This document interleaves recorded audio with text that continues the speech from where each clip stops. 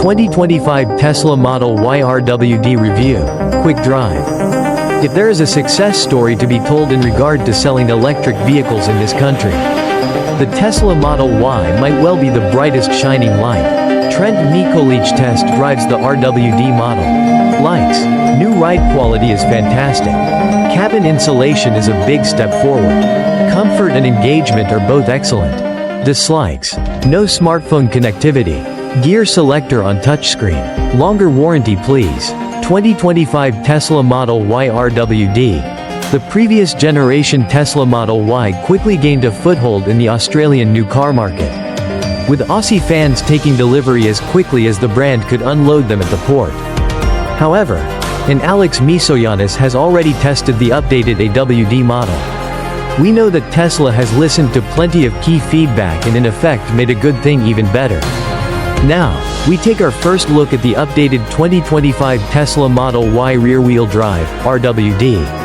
The model variant that found its feet as the most popular in our market. In fact, almost 80% of Model Y sales of the previous model were the RWD variant. It's fair to say, therefore, that this updated model will be vital to the brand in Australia. As you would have seen if you read our AWD review, there's new styling, sharp and attractive it is too. An improvement to the driving experience you sense from the behind the wheel. And a cabin that has been upgraded significantly enough that it feels different. So, with the point taken that the Tesla Model Y was both a popular and excellent electric SUV, is the update a worthy step forward? Let's find out. We're 5 years in, which is about the same time frame you'd see in regard to updating a conventional vehicle. But in EV terms, 5 years is a long time. Such is the pace of change and advancement of technology. Codenamed internally as Juniper, Tesla's Model Y has seen off many challenges in its time on sale. But those challenges will keep getting tougher. Across model grades, driving range has been increased. The gear selector has been moved to the touchscreen. I still think that's dumb. But more on that later. Suspension has been revised. The steering has been overhauled and cabin insulation has also been enhanced. As Alex noted in his AWD review, the launch series editions have sold out, which leaves the RWD we're testing here as the price leader in the range, starting from $58,900 before on-road costs. If you factor in those extra costs, you're looking at $60,700 drive away for the RWD at the time of testing. In regard to the revised styling for this update, you get new headlights, an LED rear light bar, ventilated front seats, which are also a deeper and more sculpted design, an 8.0-inch touchscreen for second-row passengers, power folding and reclining rear seats, ambient interior lighting, a front camera and blind spot monitoring.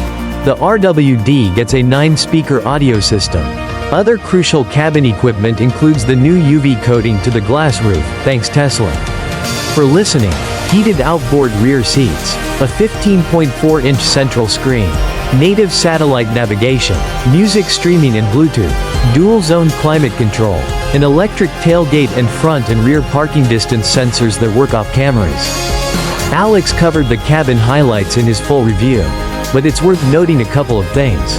The indicator stock is back, and the UV coating for the glass roof makes a big difference.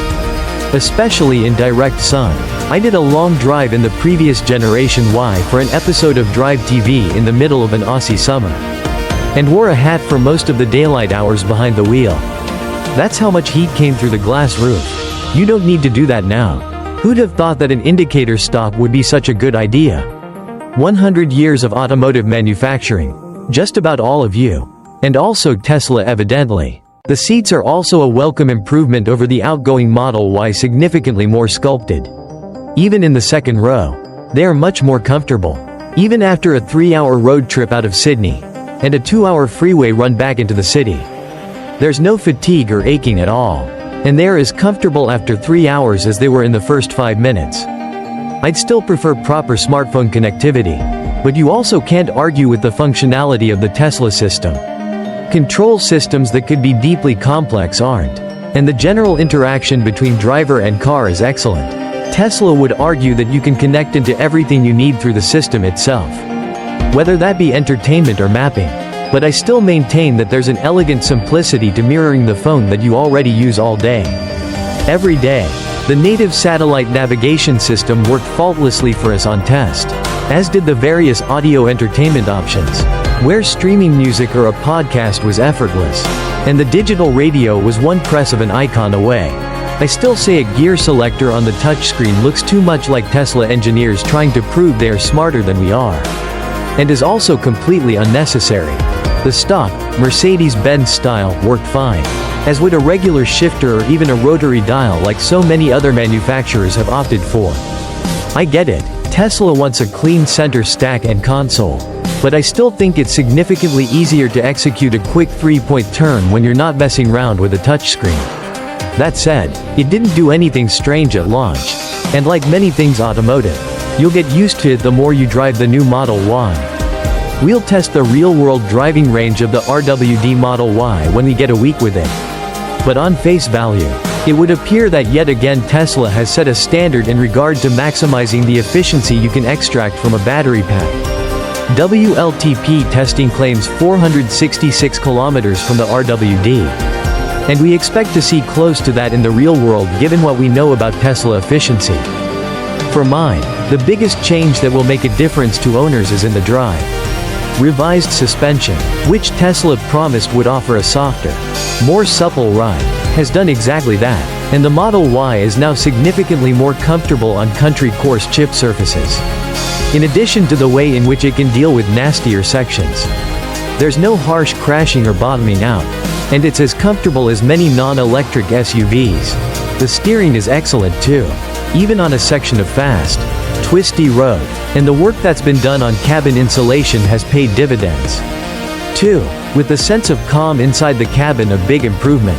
We'll test the RWD more extensively in the coming weeks when it passes through the drive garage, including looking closely at efficiency, range and day-to-day practicality.